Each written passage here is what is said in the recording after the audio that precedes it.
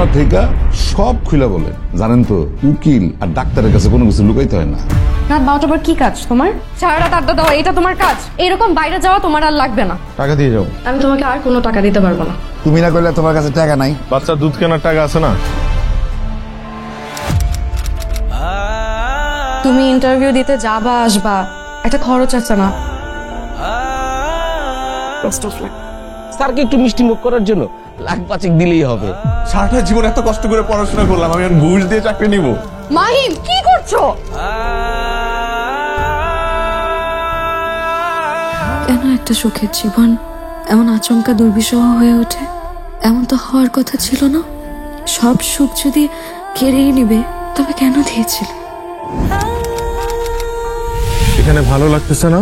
না, আমার সন্দেহ পিহু আমার মেয়ে না।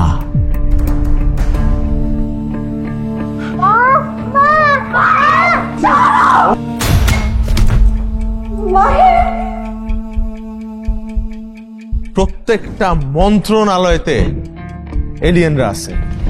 আমাদের একটু গোপনে গবেষণা করতে হবে যাতে কেউ না জানে।